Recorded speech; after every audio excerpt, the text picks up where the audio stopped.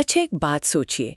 मान लीजिए हम 2026 में हैं और हमारे पास गूगल का दिमाग पढ़ने की कोई तरकीब है। मतलब अगर किसी को ये पता चल जाए कि गूगल को असल में चाहिए क्या। हाँ, और उसे वो कैसे देना है। तो आज हमारे हाथ एक ऐसा ही सोर्स लगा है जो कुछ ऐसा ही दावा कर रहा है। हाँ, ये असल में 2026 के लिए एक एडवांस्ड एसईओ कोर्स का पूरा सिलेबस है। नाम है इसका एसईओ मास्टरी कोर्स। और ये सिर्फ कोई थ्योरी नहीं है ना, इसमें ब्लॉगर्स, बिजनेस ओनर्स, सबके लिए एक एक्शन प्लान है। बिल्कुल। तो आज का हमारा मिशन एकदम साफ है।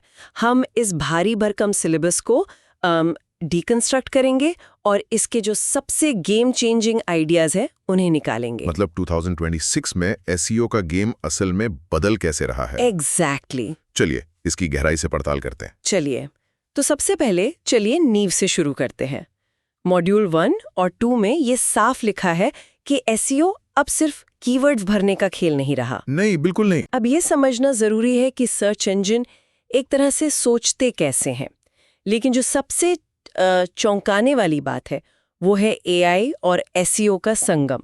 ये कोई छोटा मोटा अपडेट नहीं है। ये एक भूचाल है और इस भूचाल के पीछे का क्यों समझना बहुत जरूरी है। देखिए, सिलेबस इसे सीधे गूगल के कोर अपडेट्स और हेल्पफुल कंटेंट सिस्टम से जोड़ता है। अच्छा। जब से ये एआई कंटेंट जनरेटर आए हैं, इंटरनेट पर मतलब जानकारी का सैलाब आ गया है। हाँ, हर तरफ कंटेंट ही कंटेंट है। तो अब गूगल के लिए सबसे बड़ी चुनौती ये है कि वो असली, अनुभवी और भरोसेमंद कंटेंट को इस कचरे के ढेर से अलग कैसे करे। यहीं पर EEAT आता है ना? बिल्कुल। एक्सपीरियंस, एक्सपर्टीज, ऑथोरिटेटिवनेस एंड ट्रस्टवर्दीनेस, ये गूगल का नया फिल्टर है एक तरह से। मतलब गूगल अब ये नहीं देख रहा कि आपने सही कीवर्ड इस्तेमाल किए हैं या नहीं, बल्कि ये पूछ रहा है कि क्या आप इस टॉपिक पर बात करने के लायक भी हैं? सही पकड़ा। क्या आपके पास असल जिंदगी का अनुभव है? और यही वो जगह है जहां मान लीजिए 90% एआई जनरेटेड कंटेंट फेल हो जाता है। कोई एआई टूल ये नहीं बता सकता कि हिमालय में ट्रैकिंग का असल अनुभव कैसा होता है। वो तो बस दूसरों के लिखे हुए को रिसाइकिल कर सकता है। एग्जैक्टली। इस सिलेबस का कोर इनसाइट यही है कि भविष्य में वही जीतेगा जो अपना असल अनुभव और विशेषज्ञता दिखा पाएगा। और ये चैलेंज तो और भी बड़ा हो जाता है जब हम SGE की बात करते हैं, सर्च जनरेटिव एक्सपीरियंस। हाँ, मॉड्यूल 2 में इसका जिक्र है। इसका मतलब तो ये हुआ कि गूगल अब सीधे जवाब दे देगा। हाँ, टॉप पर ही। तो हमारी वेबसाइट पर क्लिक करने की जरूरत ही नहीं पड़ेगी। तो फिर ट्रैफिक कहाँ से आएगा? ये तो गेम खत्म होने जैसा लगता है। नहीं, ये गेम खत्म नहीं कर रहा है, ये गेम के रूल्स बदल रहा है। पहले लक्ष्य था गूगल के पहले पेज पर रैंक करना। अब लक्ष्य है गूगल के उस एआई जनरेटेड जवाब का हिस्सा बनना, एक सोर्स बनना। अच्छा। देखिए, सिलेबस में रैंक ब्रेन, बर्ट और मम जैसे एल्गोरिदम का भी जिक्र है। अब इन टेक्निकल नामों को रटने की जरूरत नहीं है। ठीक है। इनका सार बस इतना है कि गूगल अब इंसानी भाषा को पहले से कहीं बेहतर समझता है। पहली बार आप एक इंसान के लिए स्वाभाविक रूप से लिख सकते हैं और गूगल का एआई आपको इसके लिए इनाम देगा। वाह! तो गेम मशीन को खुश करने से हटकर एक इंसान से कनेक्ट करने का हो गया है। बिल्कुल। ठीक है, ये बहुत बड़ा शिफ्ट है। तो अगर हमें एक इंसान से कनेक्ट करना है तो पुराने तरीके जैसे कीवर्ड रिसर्च वो अब कैसे बदल रहे हैं? मॉड्यूल 3 इसी पर है, लेकिन इसमें नया क्या है? नया है इंटेंट। पहले हम देखते थे कि बेस्ट रनिंग शूज महीने में कितनी बार सर्च होता है। हाँ, वॉल्यूम देखते थे। अब सिलेबस कहता है कि ये सोचो कि जो इंसान ये सर्च कर रहा है वो असल में चाहता क्या है। क्या वो खरीदने वाला है या सिर्फ जानकारी चाहता है? अच्छा, मतलब उसके दिमाग में क्या चल रहा है? हाँ, क्या वो मैराथन रनर है या सुबह बस टहलने वाला? एआई टूल्स इसमें मदद कर सकते हैं, पर असली काम साइकोलॉजी को समझना है। मुझे इसमें पीपल ऑल्सो आस्क और एआई स्निपेट्स वाला हिस्सा बहुत मजेदार लगा। वो तो सच में लोगों के दिमाग में झांकने जैसा है। बिल्कुल। ये गूगल आपको खुद बता रहा है कि लोगों के मन में और क्या-क्या सवाल हैं। सिलेबस इसे कीवर्ड क्लस्टरिंग से जोड़ता है। वो कैसे? मान लीजिए आपका मेन टॉपिक है वर्क फ्रॉम होम जॉब्स, तो आप सिर्फ इसी पर एक आर्टिकल नहीं लिखेंगे। आप वर्क फ्रॉम होम के लिए बेस्ट लैपटॉप, घर से काम करते हुए टाइम मैनेजमेंट कैसे करें, हाँ, क्या वर्क फ्रॉम होम में सैलरी कम मिलती है, इन सब पर भी कंटेंट बनाएंगे। आप एक टॉपिक के चारों ओर जानकारी का एक पूरा जाल बुन देते हैं। इससे गूगल को सिग्नल जाता है कि आप इस विषय के एक्सपर्ट हैं। और ये सीधे ऑन पेज और कंटेंट एसईओ से जुड़ जाता है, जो मॉड्यूल 4 और 5 में है। बिल्कुल। जब आपको पता है कि लोग क्या पूछ रहे हैं, तो आप वैसा ही कंटेंट बना सकते हैं। लेकिन रुकिए, मॉड्यूल 4 में एक लाइन है जिसने मेरा ध्यान खींचा। स्कीमा मार्कअप बिना कोडिंग।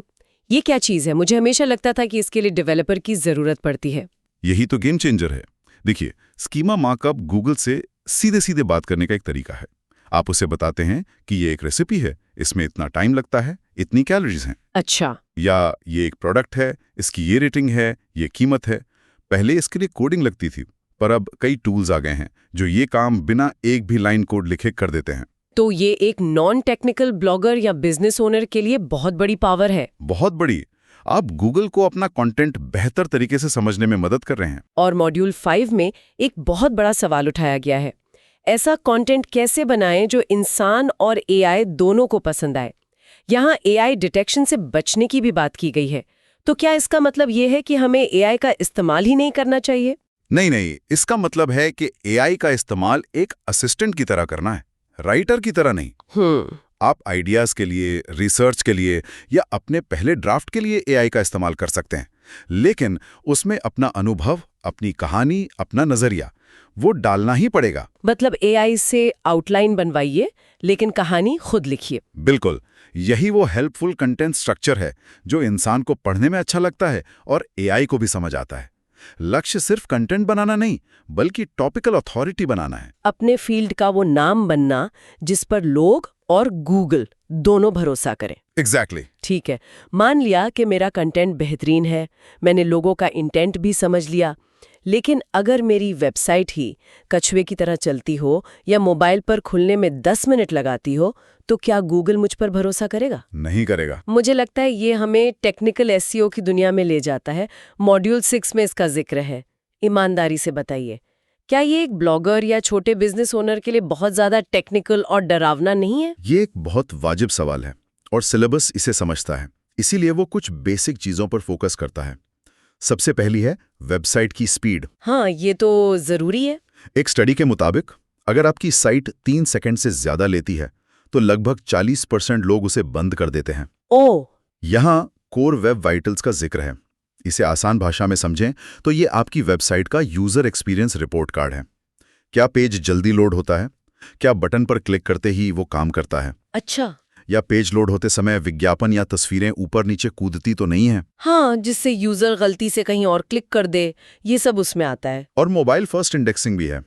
ये सुनने में भारी लगता है, पर इसका मतलब क्या है? इसका सीधा मतलब है कि गूगल आपकी वेबसाइट को पहले मोबाइल पर देखता है, फिर डेस्कटॉप पर। अच्छा, पहले मोबाइल पर। हाँ, अगर आपकी साइट मोबाइल पर खराब दिखती है तो आपकी रैंकिंग गिरेगी, भले ही वो डेस्कटॉप पर कितनी भी सुंदर क्यों ना हो। तो ये छोटी छोटी चीजें हैं, पर इनका असर बहुत बड़ा है। बहुत बड़ा। अच्छी बात यह है कि ज्यादातर अच्छे वेबसाइट बिल्डर्स और थीम्स आजकल इन चीजों का ध्यान खुद रखते हैं। आपको बस अपनी साइट को अपने फोन पर खोलकर देखना है, क्या आप खुद इसे इस्तेमाल करना चाहेंगे? और जवाब हाँ होना चाहिए। बिल्कुल। ओके, तो वेबसाइट टेक्निकली रूप से भी मजबूत है, पर अगर इंटरनेट की दुनिया में मेरी कोई पहचान ही नहीं है, कोई मेरे बारे में बात ही नहीं करता, तो मेरी अथॉरिटी कैसे बनेगी? सही सवाल। अब शायद हम एसईओ के सामाजिक पहलू यानी ऑफ पेज एसईओ पर आ रहे हैं, मॉड्यूल 7। बिल्कुल। और यहाँ सबसे बड़ा मिथक है कि ऑफ पेज एसईओ का मतलब सिर्फ बैकलिंक्स खरीदना है। हाँ, ज्यादातर लोग यही समझते हैं। ये सिलेबस उस सोच को पूरी तरह खारिज करता है। यहाँ जोर क्वालिटी बनाम क्वांटिटी पर है। किसी बड़े न्यूज़ वेबसाइट या यूनिवर्सिटी की साइट से मिला एक लिंक 1000 छोटी मोटी स्पैमी वेबसाइटों से मिले लिंक से ज्यादा कीमती है। पर ये सुनने में तो बहुत अच्छा लगता है, नेचुरल लिंक बिल्डिंग, लेकिन हकीकत में ये होता कैसे है? एक नई वेबसाइट को नेचुरली लिंक कौन देगा जब कोई इसे जानता ही नहीं? बहुत अच्छा सवाल है। क्या सिलेबस इस कोल्ड स्टार्ट प्रॉब्लम का कोई हल बताता है? हाँ, बताता है। और इसका जवाब है सिर्फ लिंक बनाने पर फोकस मत करो, ब्रांड बनाने पर फोकस करो। ब्रांड बनाने पर? हाँ, सिलेबस गेस्ट पोस्टिंग जैसी रणनीतियों की बात करता है, यानी अपने फील्ड की दूसरी बड़ी वेबसाइटों के लिए मुफ्त में एक बेहतरीन आर्टिकल लिखना। अच्छा, तो इससे आपको सिर्फ एक लिंक नहीं मिलता? नहीं, बल्कि उनके ऑडियंस के सामने आपकी पहचान बनती है। ये ब्रांड मेंशन की भी बात करता है। हो सकता है कोई आपको लिंक ना दे, पर सिर्फ आपका नाम ही मेंशन कर दे। गूगल इतना स्मार्ट है कि वो इसे भी एक पॉजिटिव सिग्नल मानता है। तो लक्ष्य सिस्टम को धोखा देना नहीं है? नहीं, बल्कि अपने फील्ड में एक असली प्रतिष्ठित आवाज बनना है। अब तक की बातचीत से ये साफ है कि एसईओ का दायरा अब सिर्फ गूगल सर्च तक सीमित नहीं है। बिल्कुल नहीं। और सिलेबस भी इससे आगे जाता है। मॉड्यूल 8 में गूगल डिस्कवर और न्यूज़ एसईओ की बात है। गूगल डिस्कवर वो फीड है जो कई लोगों के फोन पर गूगल ऐप में दिखती है बिना कुछ सर्च किए। हाँ, अपने आप। ये एक तरह का जादू लगता है। ये काम कैसे करता है? ये जादू नहीं, बल्कि प्रिडिक्टिव एआई है। गूगल ऐप की सर्च हिस्ट्री, आपकी लोकेशन, आपके इंटरेस्ट के आधार पर अंदाजा लगाता है कि आपको क्या पसंद आ सकता है। डिस्कवर से आने वाला ट्रैफिक बहुत ज्यादा हो सकता है, लेकिन ये भरोसेमंद नहीं होता। आज आ रहा है, कल शायद ना आए। तो इसके लिए कंटेंट बनाने का तरीका भी अलग होगा? हाँ बिल्कुल। सिलेबस बताता है कि यहाँ हेडलाइन की साइकोलॉजी बहुत काम आती है। ऐसी हेडलाइंस जो जिज्ञासा जगाएं, जो थोड़ी क्लिकबेट जैसी लगें पर झूठी ना हो। और इमेज का भी रोल होगा? सबसे जरूरी, एक बहुत ही आकर्षक हाई क्वालिटी इमेज। डिस्कवर एक विजुअल प्लेटफॉर्म है। और फिर आता है भविष्य का एक और मोर्चा, वॉइस सर्च और एआई एसईओ। मॉड्यूल 9। लोग अब टाइप नहीं करते, सीधे पूछते हैं, ओके गूगल, आसपास सबसे अच्छा पिज्जा कहाँ मिलेगा? हाँ बिल्कुल। इसके लिए एसईओ कैसे अलग है? यहाँ कन्वर्सेशनल कीवर्ड्स का कॉन्सेप्ट आता है। कोई गूगल में best pizza near me type करेगा, पर बोलेगा where can I find the best pizza around here? अच्छा। आपको इन लंबे स्वाभाविक सवालों के लिए अपना कंटेंट ऑप्टिमाइज करना होगा। लेकिन इससे भी गहरी बात है एंटिटी बेस्ड एसईओ।